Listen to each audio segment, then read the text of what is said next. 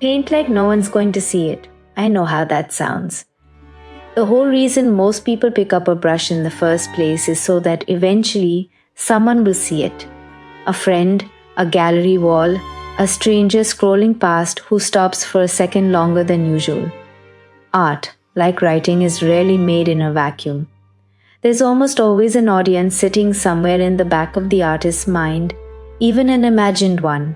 So telling yourself to ignore that feels a bit like telling yourself not to think about a certain color.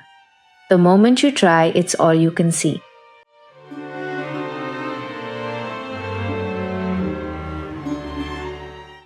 And yet the advice keeps showing up. Make it for yourself first, which sounds easy enough until you remember how many of us have spent years quietly wondering what other people will think before we've even finished the sketch. Here's the thing though, the moment you start picturing the eventual viewer too clearly, the work starts changing shape around them. You'll notice it happening almost in real time. And before you've even stepped back from the canvas, some part of you is already worrying about how it'll read to someone else. Will it look unfinished? Will someone assume it was a mistake rather than a choice? So you go back and tidy it. You blend the edge that didn't need blending. You correct the proportion that was actually the interesting part.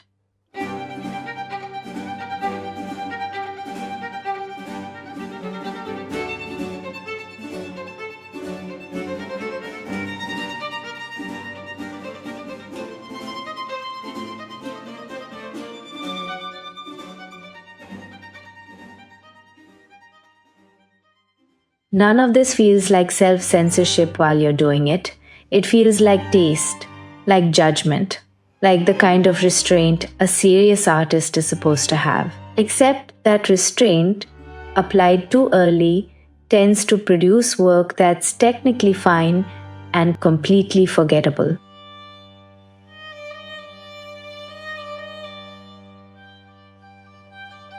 The odd choices get smoothed away first, because they're the ones most likely to draw comment.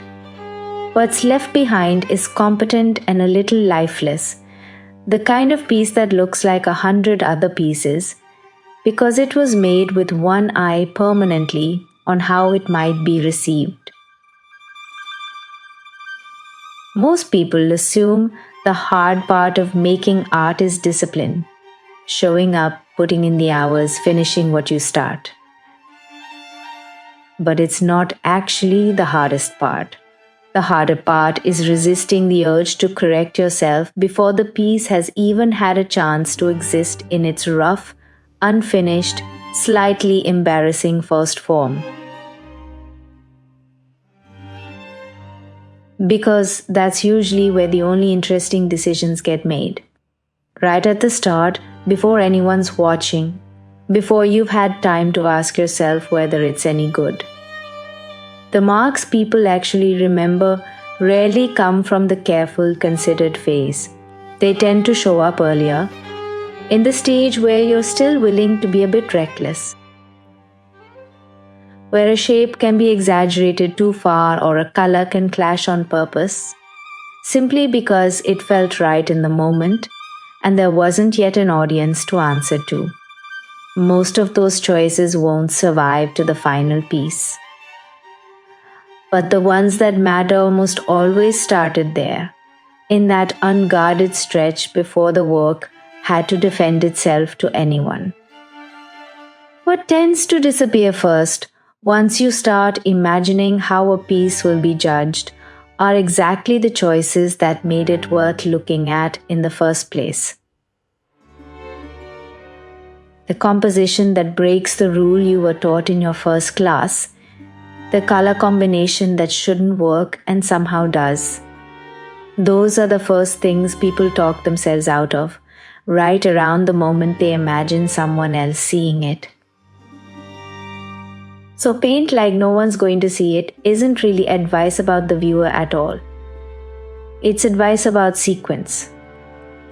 The early stage of any piece needs to happen a little out of view. Not because the eventual audience doesn't matter, but because they matter far too much if you let them in too soon. And you'll spend the whole process negotiating instead of making, and negotiated work is rarely the kind anyone remembers. It ends up careful, competent, a little too safe. Which is a strange thing to end up with, considering most artists start out wanting the opposite. The real challenge was never pretending no one will ever see the work. It's giving yourself enough time right at the start to be honest before you have to be presentable. That's what the rough first version is actually for. It's the only stage where the piece still belongs entirely to you, before anyone else's opinion gets a vote. Once that version exists, once the idea has landed the way it was supposed to, you can refine it, tighten it, make it stronger. But if you start refining before you've actually made the thing, you never really get to the making part at all. The viewer will arrive eventually, one way or another. The only real question is whether the piece is still telling the truth by the time they see it, or whether the honest part got smoothed away long before anyone had the chance to notice it was ever there. So stop asking whether it's good enough yet. Ask whether it's honest. What are you avoiding? And what are you protecting by leaving it out?